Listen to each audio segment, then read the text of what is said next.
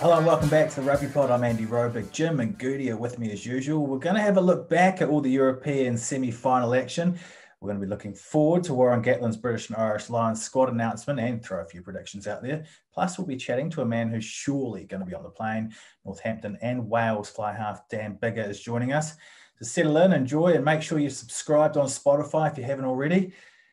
Jim, how was it, mate? Go on. Amazing. I was out at the weekend for the first time in a year. Can you believe it?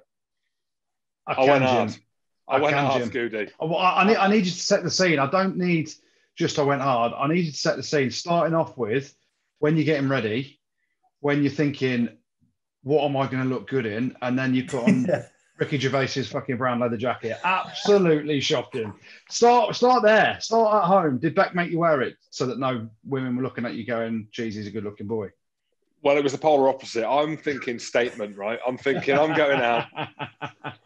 Town's open. It's a statement needs to be made. Big Jim is out, speaking in the third person. I'm walking around the house smiling. She's like, I've never seen you so happy. Never seen you so happy. And I was like, lies. I was like, my stag do back in 2000 and whenever it was. I was like, before I went to Prague and got on the plane, I was smiling like this back. I'll be honest. Not on the way back. Let's not talk about that. But yeah, I just wanted to make a statement, Andrew. And I was out with me good mate Cookie, John Pennycook, Scotland kit man, father figure to my good self. And he said, mate, let's meet at the Scotsman. Of course he did. It's outside. Bring your underlayers, bring your gloves. I was like, no, I'll bring my leather, not pleather. I'll bring the leather. And as you probably saw by the jacket, to be fair, the filter on social media didn't do the tone of it justice, I'll be honest. It looked more camel, not toe, just colour. And you know what? I went hard too quickly. I had 4 pints responsibly in about 30 minutes. And I'm smiling and I'm cold. And it was good. I enjoyed it. I mean, I couldn't go too hard because my mum and my stepdad came up at the weekend to have Christmas outside, which was shit. I mean, which was good. And so I had a few things going on this weekend, and that kind of just wet the whistle and set the scene and banged it all on social, put a few tweets out there that came back not great. And hell of a time. I'm back. You know, I said last week the gyms were open and a little bit of normality is resuming. Andrew, I'm back down your neck of the woods, Andy Rowe, your neck of the woods on Thursday, Friday, as you know. Might stop in for a bit of food or 30 responsibly. And I'm happy, lads. I'll be honest. You do seem happy, Jim. You do. There's a big smile on your face. But you've been dishonest with us, haven't you, a little bit? There's a little bit of dishonesty coming out there. I love the way you're blaming your mum and your stepdad for Beck saying you got to be home by 7 o'clock, mate. We all know you had a curfew and you were home. You messaged me going, I'm just getting some food on my own before I've got to get home because Beck said I'm only allowed out till 7. True? She did say, no, she didn't say that. Because if she said 7, I'd think 7 in the morning, lad. But she did say, remember it's Christmas Day in the Hamilton household, or Hamilton Garden, I should say, tomorrow. So make sure that Santa's ready. And Santa, he was there. He weren't quite ready. Went in the sea on Sunday morning, of course. You would have seen that on social. Put your good life out there. Didn't talk about the screaming kids on the way, and me absolutely screaming at them because I was absolutely hungover, which I weren't. And that was it. Christmas Day on Sunday, which was shite, which was great. And lads, I'm happy. I'll be honest. Bank holiday, long weekend and all that. But yeah, look, it's not all about me, Andrew. You're here as well. How was yours? Yeah, not bad, not bad. It was a quick bank holiday, actually, because the nanny insisted on working bank holiday Monday. So we saw a bit of family over the weekend. But I did a really good turn. I've done a really good turn, shall we say. And I am now an ambassador for the Blue Light Cycling Club, which is a cycling club which supports charities that are all to do with our fantastic blue light services. So police, fire service, the ambulance crews and all that stuff. Loads of charities that support them. So I became an ambassador for the Blue Light Cycling Club, and we're doing a cycle in a couple of weeks around the UK, of which I'll hopefully be able to partake in some of it when my ankle's a bit better because I'm still on crutches. You can't say we, even though you're part of it, you can't say we and say you might partake. They know. It's they one know in all in. You're in. You're in, mate. No, I don't know. Maybe I've got day one in me. And when I say day one, I'm like first couple of miles, maybe 10 miles. Where's the nearest pub? let's stop and have a couple responsibly, and then I'll just get in the back of the car and watch them ride, I think. Do you think cycling's the right type of club for you to be joining? Wouldn't it be better for you to be joining maybe darts or something like that? You walk about 6'9" from the hockey to the dartboard, which I've got measured out in my games room here. But no, it's all about fitness, Andy Rowe. And it's a different fitness, Andrew. It's a different fitness. That's a pish fit. You don't want to be pish fit. We need you fit. Yeah, definitely. Because Andy Rowe, you've announced something else privately to myself and Jim this weekend, haven't you? Oh, the stag's back on. The stag's back on. I'm looking at September. We're going to Ibiza. It's happening. Caroline, can I go? Why do I need to even ask, mate? Of course I'm going. I'll be leading the charge out in Ibiza. In the leather jacket. I'm going back. Tell you one thing, you won't need a fucking leather jacket in Ibiza in September when it's coming, mate. That camel toe one's coming, I'm telling you. Do you know what it took me back to? And when I saw the video and I'm sat there and I'm thinking, what the fucking hell is he wearing there? And all the memes were coming in of Ricky Gervais in the brown leather jacket and some horrific pictures coming out of absolute weirdos wearing brown leather jackets, which you looked quite on trend with those weirdos that wear those. It took me back to New Zealand 2017, the British and Irish Lions tour, when you bought that other horrendous denim jacket in Auckland. Do you remember that one? Brokeback Mountain style, basically. I saw it on the plane over. I'm watching a bit of Brokeback Mountain. I thought, if there's a man that can pull off a denim jacket with fur, it's Jim Hamilton, third person again. And yeah, I'm known, Andrew, as you know, I'm known for my fashion. It's not easy when you're 6'9" with heels, but nonetheless, let's get it right. Let's clear something up. It's not brown, it's tan. It's a camel toe colour. Yeah. There you go. So it took me back to that. And what a week, eh? We've got the Lions squad announcement this week. It just made me reminisce about a few memories. Andy Rowe eating cat food at 4 o'clock in the morning because he didn't know whether he was hungover or he was jet lagged. And he thought jet lag will do that to you.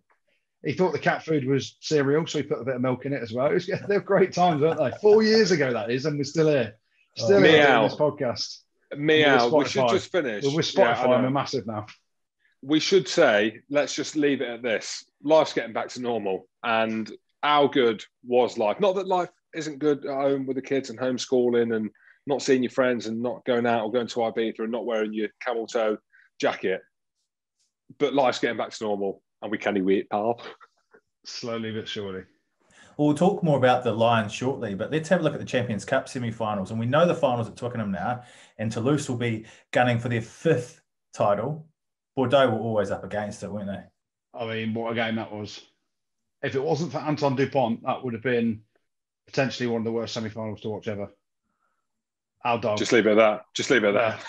Yeah. It wasn't great, was it? And you think French flair, and you think what could have been and how good a game you expect. But actually, sometimes semi-finals are really tense, nervous affairs, aren't they? Because of what's at stake. It's that no one remembers the semi-finalists. You want to get to the big dance, and Bordeaux played within themselves a bit. Toulouse did as well. It was a lot of kicking. A clear misread card for me on Marchand, the captain, when it was 11-6. Toulouse were always the better team. I think they're always going to win.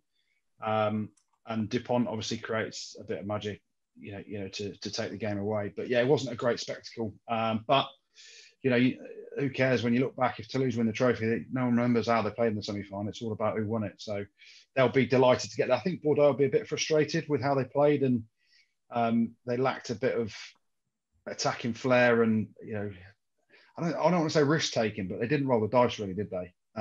In terms of trying to break down Toulouse. It was a tough watch, and I think it was such a tough watch that Tom Foley, the TMO, stopped watching it and missed the blatant red card.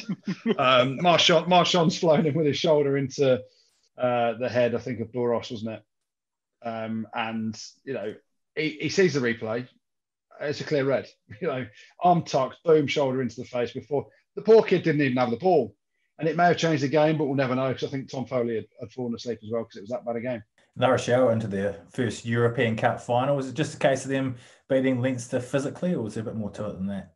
When Saracens beat them in the quarterfinal, they beat them, but in a very different way to how Will Skelton beat them. Again, we'll go back to the points that have been made in previous weeks. You opened my eyes to La Rochelle a couple of years ago and said, watch this team. They're going to be special, if not already.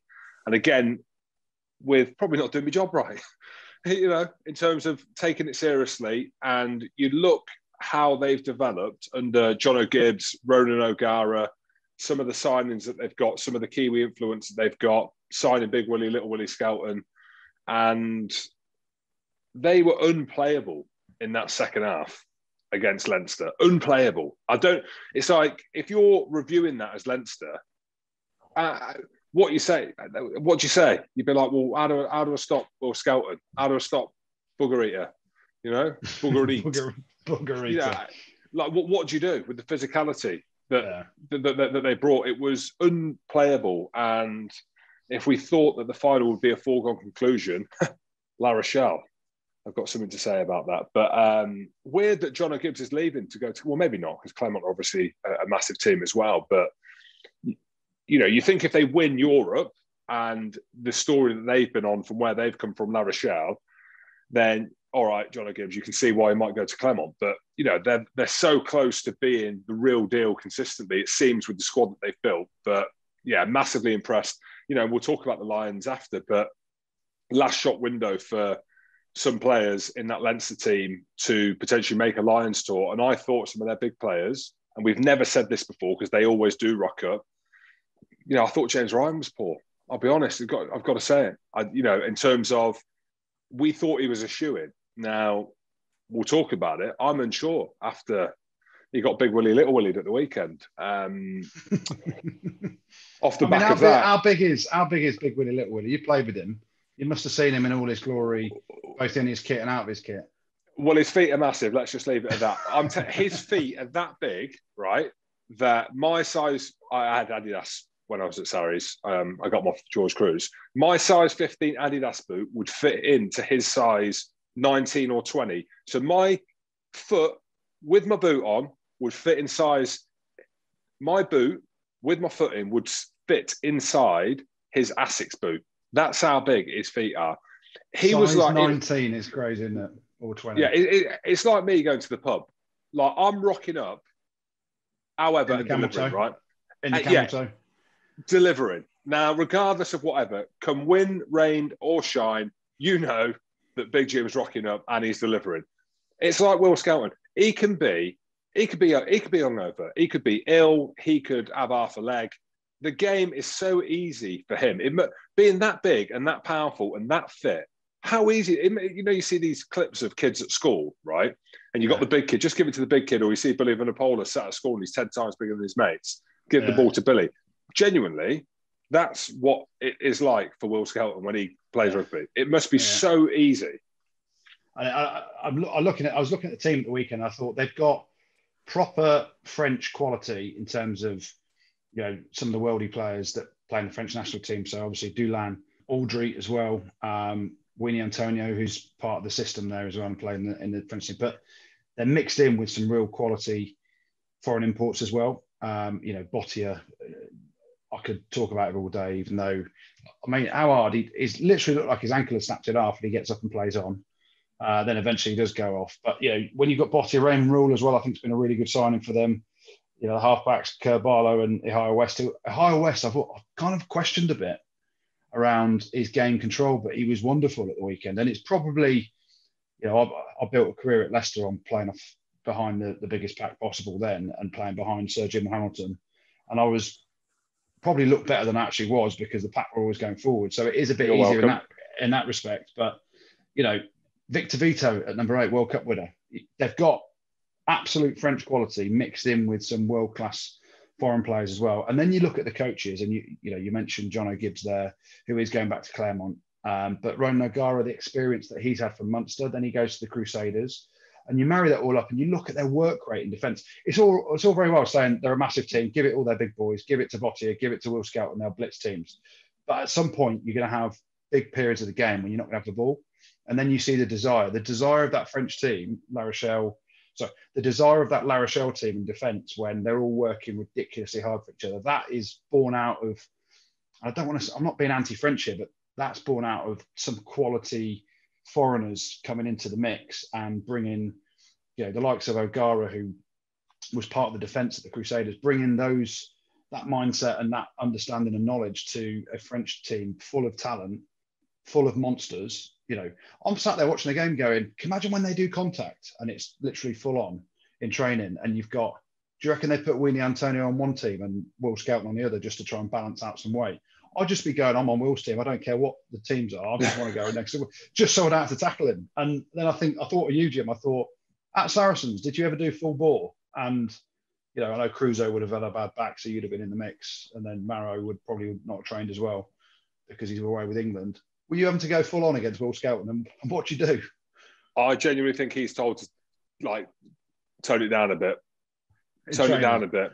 If you go anywhere near Jim Hamilton or Kelly Brown or Petra Stupasy, we need them big enough for Newcastle away this weekend. Just don't run at them, because even if you run at 20%, you'll sit them on their ass. So, but like I said, they're fit. So Will Skelton had a bit of an issue at Sarries because he went back to Australia a couple of times, and he rocked up in pre-season and he was overweight. What's underweight for Will Skelton, or what's an on-point weight? But you look at him and you judge a man in his jersey. How big are his arms? Is a massive. Mine were tiny, and the little belly. And sometimes the tops don't do players justice, but he looks lean. He looks a lean Will Skelton. So that comes down again to the coaches. Hey, if I can't stop him, how's James Ryan meant to stop him? He's got a lot more chance than you did, eh? Well, he didn't. Why am I being horrible? Why am I being horrible? I just want Johnny Gray. I want Johnny Gray on the tour. I want Johnny Gray on the tour. I really do. We'll come to that. We'll come to that in a bit. But talking about the Leinster team, you know, they made errors, didn't they? And a lot of it was forced upon them by the power and, you know, the relentless defence of the La Rochelle team. You know, James Lowe made a few errors. They missed Sexton, I think. It's one of the games when you needed someone to really take a hold of it, because it's kind of like they played. And this goes back to the Pro 14, and they can just hold onto the ball for 20 phases. They probably know they're going to score. The issue is when you're just playing like that against a top team, like La Rochelle, like Saracens in the quarterfinals last year, and they've got a power team that can go and make big dents defensively, you need someone to really manage the game. I'm not saying that Byrne wasn't at the top of his game, and you know, I think they missed a controller like Sexton to understand when to kick it. When they play in the Pro 14, they know they're going to win all their games, or pretty much most of them, and they don't have to battle that hard to win them, I think, sometimes. And it does change your emphasis in knockout rugby, because the way you play is what you know that you've done for weeks and weeks and weeks, and you're not playing at that intensity in the Pro 14 every week. And you can say the same about the Premiership, because it's the top tier European competition semi-finals against the best teams. But when you've got that experience to go back to where you have been tested, I just don't think Leinster have been tested that much over time, and I think that came out the weekend. And also, they look sunburnt as well. The sun was coming down in La Rochelle. Poor old Devon Toner, he looked redder than red, didn't he? It looked like it was about to fall off as well. I think the Irish boys struggled a bit in the sun, and they needed the factor 50 on. They didn't have it to tell the after sun that in the changing rooms going around. That's all they cared about. Give me the after sun. Well, let's turn our attention to the other big news in rugby this week then, and Warren Gatland's British and Irish Lions squad selection. Everyone else is having a go picking their 36-man squad, so we'll have a crack at it as well. But first of all, Jim, I've seen the headlines, mate. Hamish Watson, Johnny Gray, you're leaving them behind. Yeah, let's put it out to the millions and we can talk about it. When we pick our team, this isn't the team that I want to go.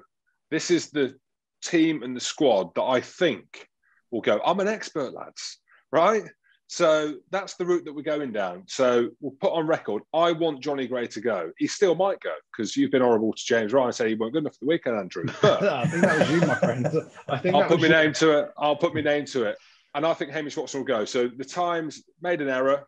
They put Sam Underhill down twice. I mean, 2 Sam Underhills would be great.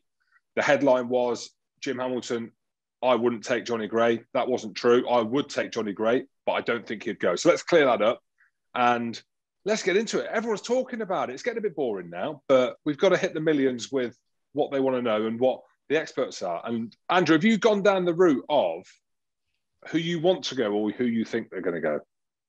I've gone who I think will go, not who I want to go, because it would be very different. And there's no point in me putting a squad out or you putting a squad out of who you want to go, Jim, because it's irrelevant.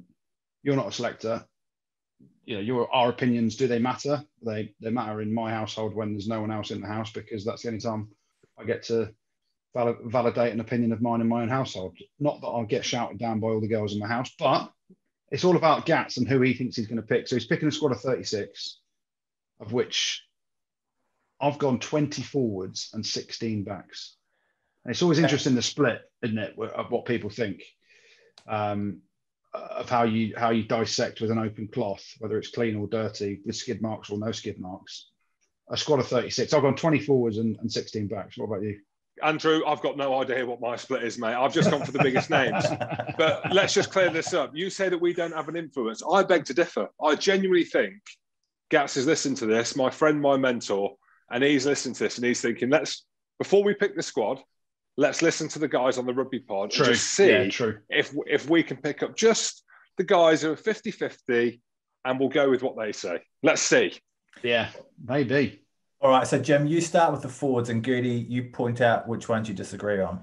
Let's do it. All right, so front row.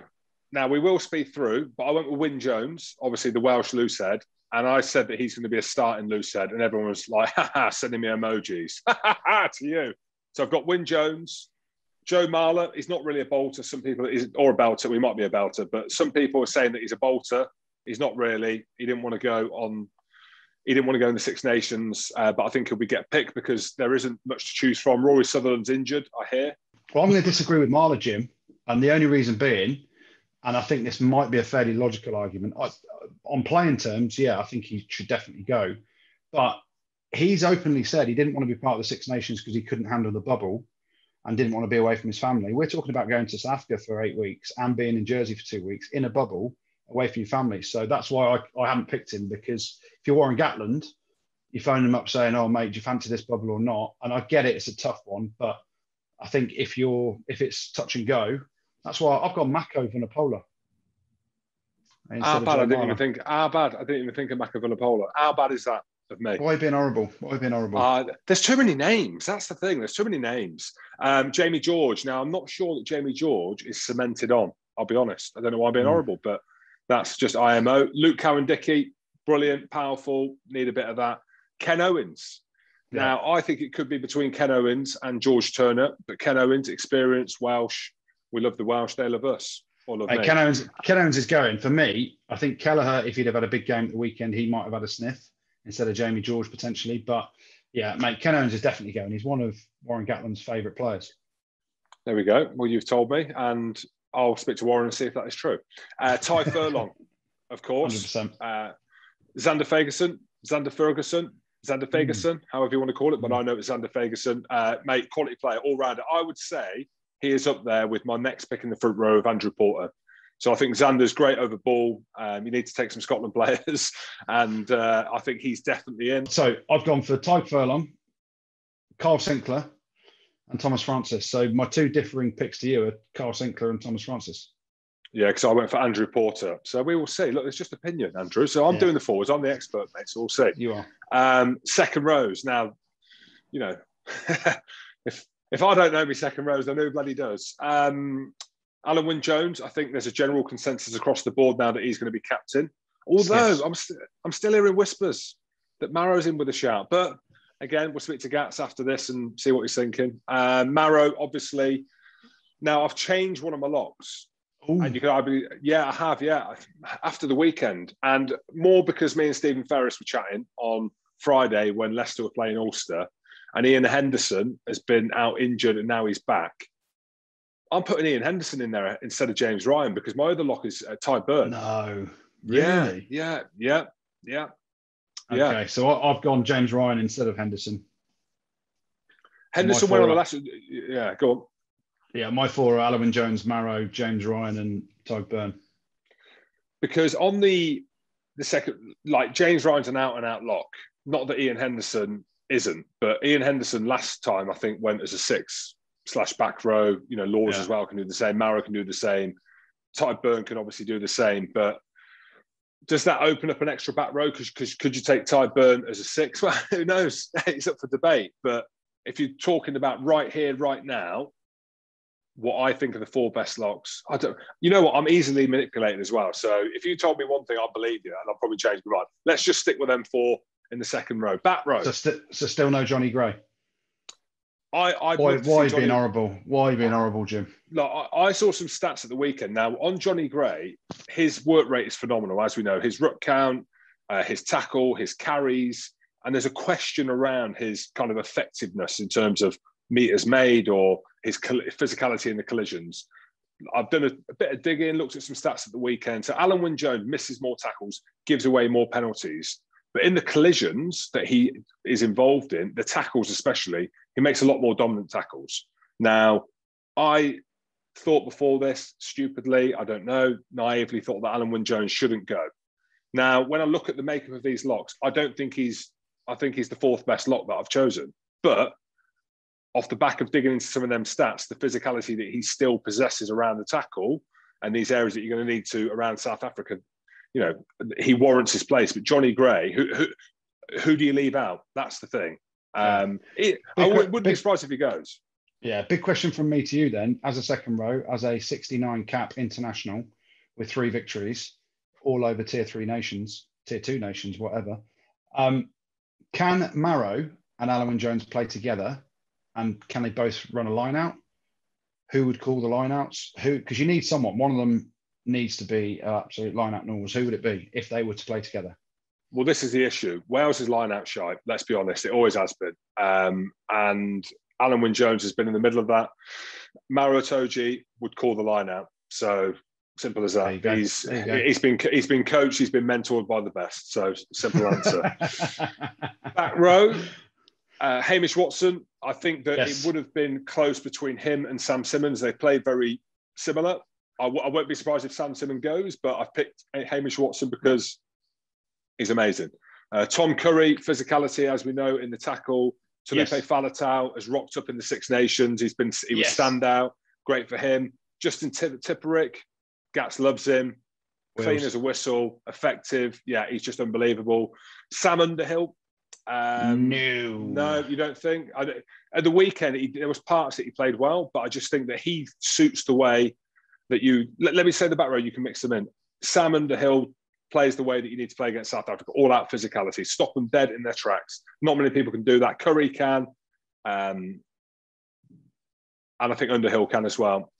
The next 2 are really difficult because I went for, I had Josh Navidi in there. Now, for me with Josh Navidi and CJ Stander, so we'll add CJ Stander in there as well.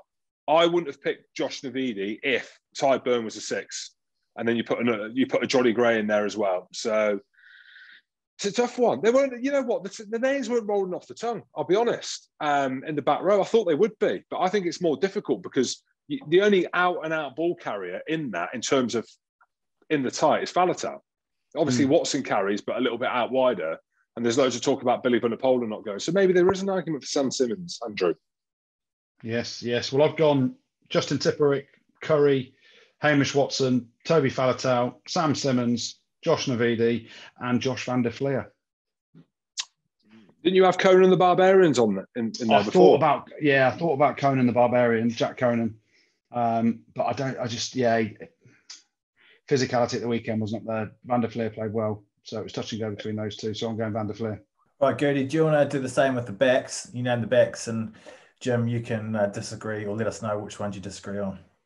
Yes. So we'll start off with scrum halves, James. I picked 3 scrum halves. I've gone for Conor Murray, Gareth Davis, and Ali Price. Yes, sir. Yes. Now, the debate around Ali Price, and my mate flagged this up with me because we love our rugs and we were talking about it. There's a bit of talk about Ben Spencer going. I can see potentially a Ben Spencer being picked. I'd struggle to see Danny Kerr, albeit there's a load around him. But Ali Price, if you think back to the Six Nations, and he's a great player, I wanted to go and I think he will go. But charged down by Marrow in that game against England a few times, charged down against Ireland as well, and then which off the back of that they scored and won the game. So, I don't know why I'm so Scottish. Look at me, he's going. Ali Price is going. Keep going. There we go. 3 fly halves. I've gone Dan Biggar, who we'll speak to about that later. Finn Russell and Owen Farrell. Here.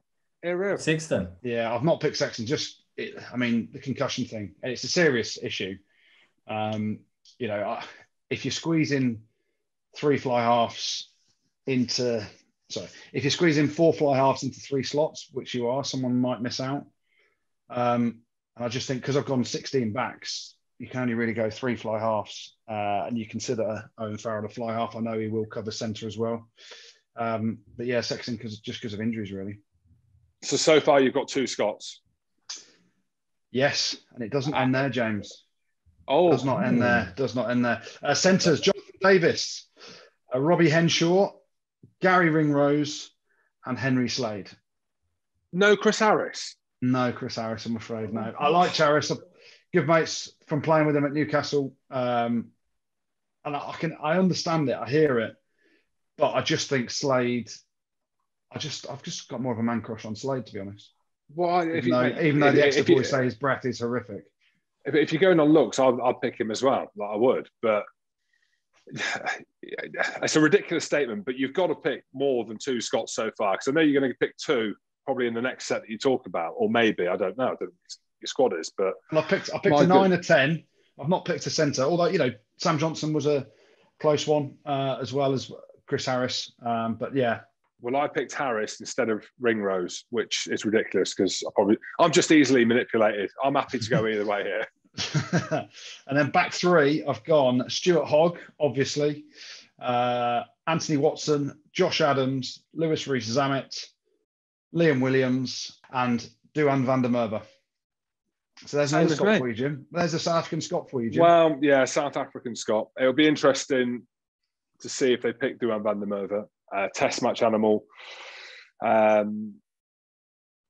I don't know how I feel about it all, lads. There's just too many names, but a lot of names. Yeah, a lot of names. I'm excited, but I'm also, every time it comes around in 4 years, it's sad.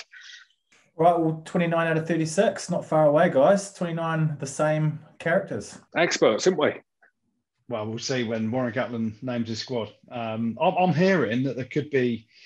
I haven't really put any in there except for maybe Sam Simmons. I'm hearing there could be a few surprises. Marcus Smith has been mentioned as well. I can't see that though. With the 4 potential fly halves you've got to choose from, in Biggar, Russell, Farrell, and Sexton. I think Marcus Smith's a wonderful talent. I just don't think he's, should be in that mix yet. But hey, who knows? Gats isn't scared to pick who he wants, however he sees fit. You've got to be adaptable. You've got to have something different to beat South Africa. We've seen Wales with Warren Ball. Does it beat South Africa? I think you might need a bit of X factor. So, who knows? Maybe Marcus Smith gets in on that fact, but Finn Russell is definitely in the mix for it, I think. Also, a small rumour I'm hearing, again, we'll throw it out there, we'll maybe finish on that Maro Itoje could be captain still. But genuinely, what I've heard through the grapevine. But rumours, I love a rumour. I love it. Well, one man you can both agree on is Northampton and Wales fly half Dan Biggar, and we're going to have a chat with him now. How are you, mate? Good, thank you. All good. Just sort of you've managed to get me out of bedtime for the little one as well, so that's a bit of a bonus as well. So thank you for that. So you're nervous, pal? Are you nervous? Do you know what, Goody? I'm really not nervous actually, because I would be gutted if my name wasn't named on Thursday, but also it wouldn't really affect my day-to-day sort of life. It's a long time away from home as well, so I'd spend more time with family. But I would be gutted if my name wasn't named. But I'd look at things on slightly differently if my name wasn't named, as opposed to it being the end of the world. If that makes sense. Biggs, I know you kind of gave us a snapshot then. One thing when this time of year every 4 years comes around, and I've been in an environment, one where I thought I was close, but the other time is no chance and nowhere near it. And I don't know how Northampton will run it. There's obviously yourself. I'm not too sure whether, Courtney, if he's going to be in the mix or whatever. But I always found it really uncomfortable because apart from the one time where I thought I had a chance and I was absolutely devastated that I didn't get named, but I got told before that I wasn't going to go, the rest of the time I'm in there and it's like the elite of the elite, right? So it is the biggest thing that can happen in any player's career. And I'd just be sitting there like, I'm a fucking embarrassment. I'm nowhere near it. And a big deal was made about it, especially at Saracens in 2017, where we weren't training and there was big cheers going up. There was a part of me that I was sat there and I was gutted that I weren't that good. Like, how will, I mean, like, how will it go for you? Will you be able to watch it at training, or will someone tell you? I mean, will there be a big ceremony? I'm not really sure. The day on Thursday for us is normally, I'm not sure, is it about 12:30, the announcement? Am I right in saying that? Yeah. And we're normally, that's normally like our main session of the week kind of thing on a Thursday. So I would imagine we'll be training, which in a way is quite nice, because I'm not really one who likes a lot of sort of fuss and things made from that point of view. So it'd be quite nice to, if I am named, it would be nice to sort of go under the radar. And if I'm not named, then at least sort of I can shoot in the car after training and not speak to anyone after training from that point of view. But actually, I remember 4 years ago, I obviously had no idea. I thought I was in with a shout, but I was nowhere near sort of guaranteed. And I remember we trained for the Ospreys at the time, and a lot of the boys watched it together, but I went and I stayed on the field deliberately and did a little bit more kicking, just because I didn't want to see the announcement and feel like, not feel like a failure, but sort of just feel like you said, Jim, sort of, gutted. And you know what it's like, if you get disappointment or sad news or whatever it is, you tend to just want to be on your own, don't you? And sort of, close the curtains and shut yourself away. So it would have been difficult around so many boys who would have been named as well, so hopefully it'll be sort of business as usual for us, or for me, on Thursday, and I can find out one way or another after training. And it's been amazing, hasn't it, the turnaround in Wales, the form from November and the Autumn Nations Cup to winning the Six Nations, and obviously coming so close to a Grand Slam. But what has been the big difference? Because as Jim, and quite honestly, Jim was talking about it, he said, look, Wales are nowhere at the minute. This is 6 months ago, and now everyone's saying, well, the majority of players have to be Welsh on the tour because of how well they've played.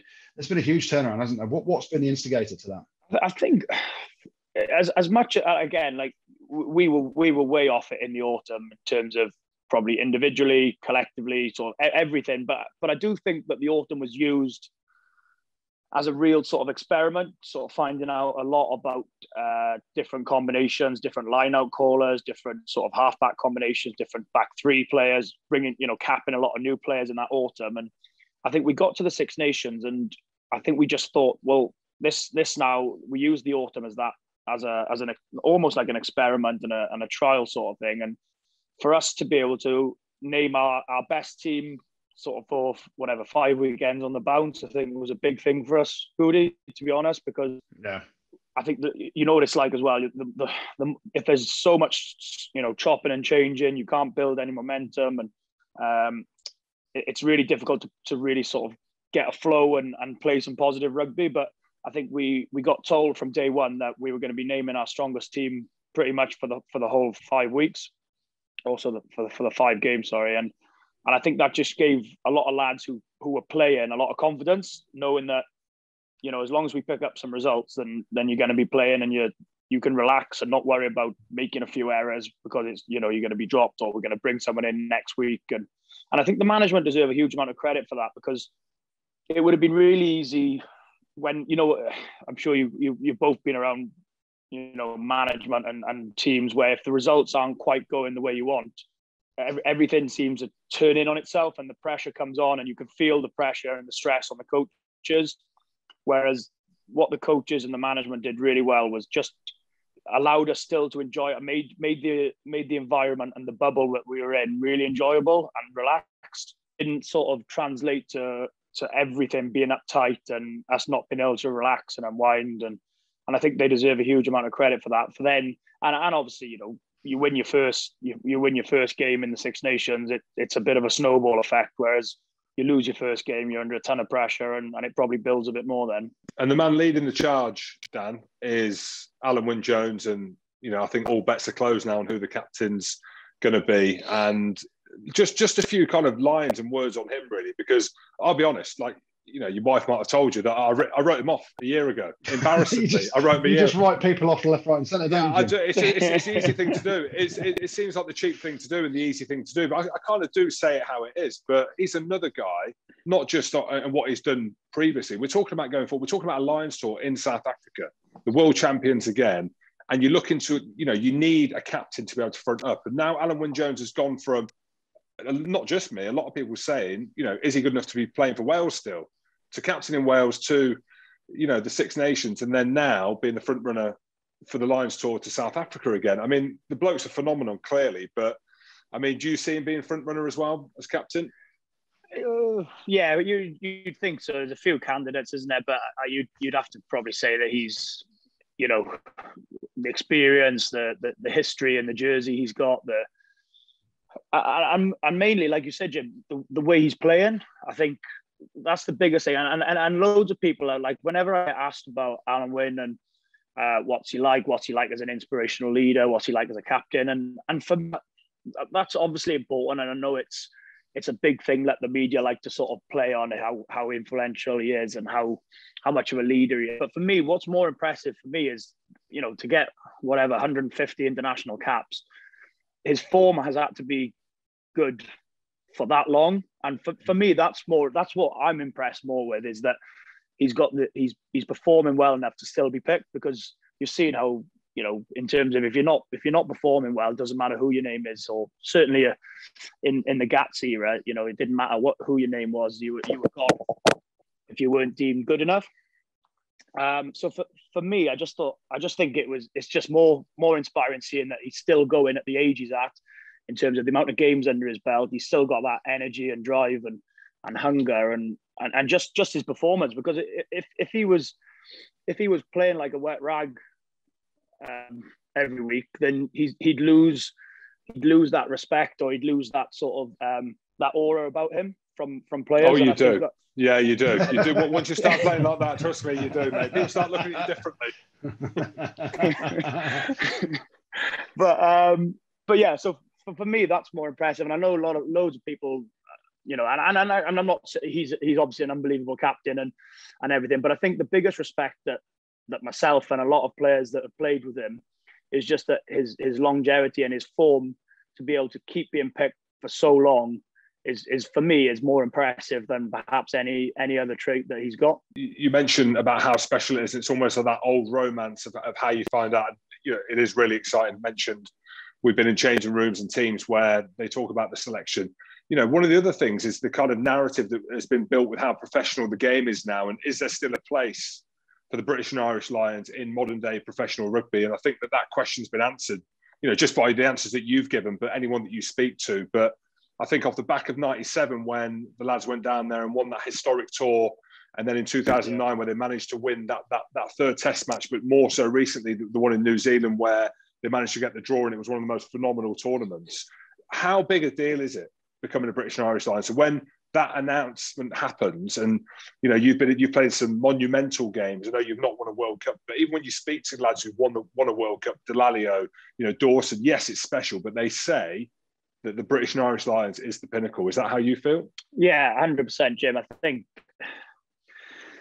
I suppose it's being recognised as, you tend to compete with, I don't know, however many players you do for your club and country, sort of however long you've been in the game. But I just think that there's something really special about being chosen as the best out of Scotland, England, Ireland, and Wales. And I think you realise. I think you also don't get many.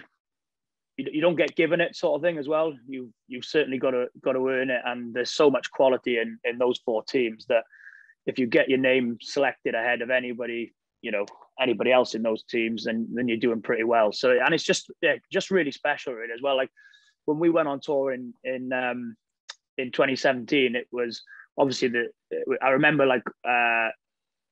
So I trained in the morning, got the call, or saw the announcement.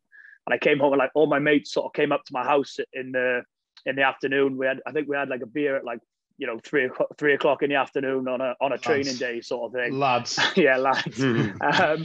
But I suppose it's just kind of that's kind of different in itself in terms of realize, we've been named, I've been named in countless sort of Welsh Six Nations squads or autumn squads, but none of the lads pop in for a beer on the way home at 3:00 in the afternoon, sort of thing. So I think even I know it sounds like a small thing, but it's quite showing that real special. It's how special it really is. And in 2017, I actually thought that it's kind of it shouldn't work, should it? In terms of 4 teams you play against for 4 years, that you all of a sudden you're rooming with boys, or you're going for coffees with boys or dinner with boys, and it just works. And it was quite funny when we had because Haas got called up late for the call, so it was like announced on Sky Sports News that Haas was going to be recalled up as a replacement, and all the non-English boys were like, "Oh my God, this guy's going to be unbearable for 7 or 8 weeks." But you know what? He and the England boys were saying, honestly, you will absolutely love him. And he was literally one of the best people you could ever meet in terms of having on tour for 7 or 8 weeks, keeping entertainment and everything high. He was unbelievable. So that just shows that people's perceptions about players for 4-year cycles change in the space of a few weeks, really. Yeah, and there's a lot of talk, isn't there, in the media about who's going to go. Is there going to be some wild cards and the battle of the tens and stuff like that? But one of the other ones in Wales, I suppose, and a lot of eyes will be on Lewis Rees-Zammit. We had a chat about him and kind of how special and gifted he is. I think I'm fair in saying this. He probably hasn't been a standout for Gloucester when he's gone back. He's a young lad. He's obviously had an unbelievable Six Nations for Wales. If he's got a chance, I mean, he's going to be a very young lad. I know they like to take these youngsters and have the youngest on tour, but do you think he's got an opportunity? Yeah, I think so. I think he's sort of like the new sort of golden boy of Welsh rugby at the minute, isn't he? In terms of after a pretty special Six Nations. I mean, his try against Scotland was just absolutely ridiculous. So I think he's got a really, really good chance, and I think he's the type of player as well. He's quite a chilled out character sort of thing. So I think even though he hasn't been, absolutely dazzling for Gloucester, saying that, we're playing Gloucester on Saturday, so he's definitely going to be absolutely on fire on Saturday, isn't he? If he scores a hat trick now, I'm blaming you for that, Jim, on Saturday. It's my fault. But he's not. I think he's one of those sort of players, isn't he? And I think he's something that Gats would really love in terms of that X factor. Can create you sort of something out of nothing, and for someone so young and so sort of inexperienced, he just takes everything in his stride, and I think he's living the dream at the minute, isn't he? And at 20 years old, he's looking all right for the future. But I think he's got a heck of a chance, and I'd be surprised if his name wasn't on that list on Thursday. Right, Dan. Well, thank you very much for coming on the show, and best of luck with the squad announcement later on this week. Nothing to be nervous about, mate. Cheers, guys. Appreciate that. Thanks for having me on as well. Top lad. Yeah. Top lad. Absolute top bloke. Yeah, I feel a little bit sad after listening to him. Why? Because you didn't make the Lions tour, and he's definitely making at least 2. Yeah, I've got to be honest. There's a little bit of me every time this comes round or it gets spoken about. Look, let's be honest, lads. I've done everything in the game really, apart from win the Six Nations, win a World Cup, starting a European final, starting a Prem final. Actually, I've not done that much, but I've thought that I've done enough to be on a Lions tour before. And listen to him talk about that. And there's so many other layers to Dan Biggar. We obviously love him on this show, and we speak, highly of him, but. For anyone to think the romance of the Lions is dead is beyond me. I'm happy to say I've got a few voids in my life. I've got a couple of personal voids, but professionally, one thing that grates me is that Haskell went on a Lions tour and I didn't. I'm a good lad. I can have a crack. I can bind a team together. But when you talk about it, and we don't want to get ahead of ourselves. I think Dan's a shoo-in, right? Especially with how he's played, not just for Wales, but how he's gone back and played for Northampton and the style of rugby and stuff that we've spoken about. But how nice must it be being in a situation where you got a good chance of going? Do you know what I mean? Yeah. You take out that stress as opposed to sitting there, and it's done in alphabetical order. That's the thing. Your weight, he's going to know pretty early on. If you're a A, B, C, D, F, G, if you're S or a V. Yeah, exactly. So, no, he's a gent of a bloke, speaks very well. And some people will be surprised by that, Goodey, won't they? Like, they think because of the way that he plays, and, you know, he's Welsh and he's quite quiet in terms of not on social media, but he speaks really well.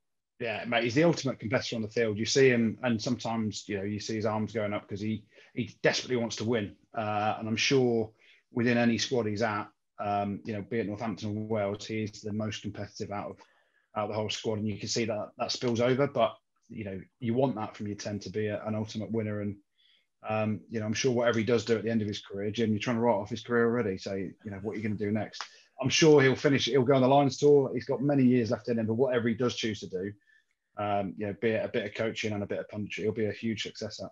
Was it awkward when you guys didn't get named? Like, were you guys in a team environment watching on TV with everyone expecting your name to come out, or what? How did that go down for you guys? Well, mine was 2005, and I had a letter. It was the tour to New Zealand. Sir Cliff Woodwork took the tour and separated it, and all the history of that worst ever Lions tour. I think they must have sent 500 letters out for that tour. I got one of them.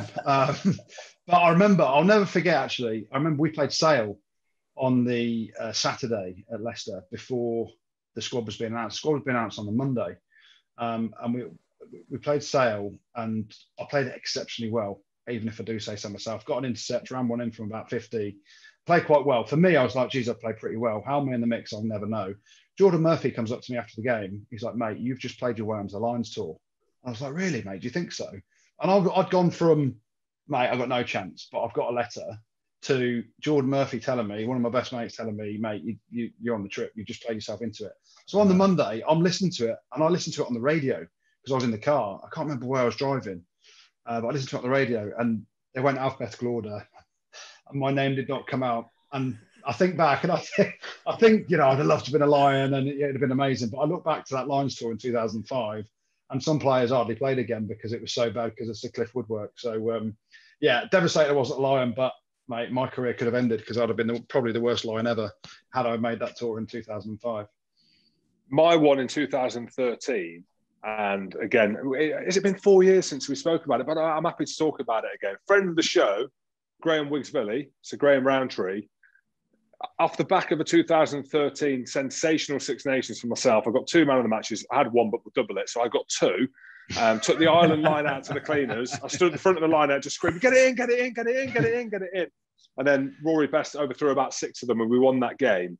But genuinely, I had a good season, got a letter, and Graham Roundtree, he might remember it, this is my truth, rang me, and I was on the way to a Matt Hampson Foundation dinner in Birmingham. He says, mate, pack your bags, you're in. He said, the one worrying thing is, he just said, but we need your buy-in, is that the likelihood is you're not going to be a test player, you're going to be like a midweek guy. I said, midweek captain, I'll take it, Wig, no worries. So some of the guys that you speak to, and again, having spoke to some people in the lead up to this tour, is, you know, and Jim Telfer said, being picked for a Lion is one thing. Being picked in a test match and becoming a winning Lion is the ultimate, right? But I was happy being midweek. So I was like, I'm in. Whatever. Even if I'm on the bench, just take me. I'm coming. Told all, he said, don't tell anyone. So I rang all my mates and all my family. They booked flights via Hong Kong to go to the Barbarians game and then on to Australia. And then as the weeks start getting closer and closer, Paul O'Connell was injured. There was no chance he was going on tour. He gets back for a European Cup game, takes 2 line-outs, and that's it in a game. Stuart Barnes gives him man of the match. And I'm thinking, fucking hell. I thought he's not meant to be fit. Straight after the game, Wig rings me, he said, mate, I don't think you're in. We're going to take Paulie instead. But what can you say? I'm like, nothing. Graham, I'm not competing. In my opinion, I ain't competing with Paul O'Connell. He's like, well, you are because you're a line-out caller and all that. I was like, I know. They took Ian Evans in front. In my opinion, they took Ian Evans in front of me. And still to this day, I'll be honest with you, like, it is the void in my professional career. Not that I'm saying I should have went on a Lions tour because I'm this and that, just because I didn't go. And I still see it as the ultimate thing as a professional rugby player. So I'm excited for the lads, and I understand how some of them will be feeling if they're that close, they're being told they're going in and they don't make it. It's going to be tough. But yeah, that's the romance around it. So what we've worked out from that, Jim, is you've got 2 players that you really don't like in World Rugby. that have stopped you from achieving greatness? One's Ian Evans, and the other one is Tim Swinton. No, Graham Roundtree's the one for telling me that I'm going. Cost the Copskins 15 grand a piece. Thanks, Goodey. Thanks, Jim. Thanks, producer Tim. And thank you very much for listening. Don't forget to check us out on YouTube and head on over to Spotify. And we'll see you there. Rugby pod. Spotted pod.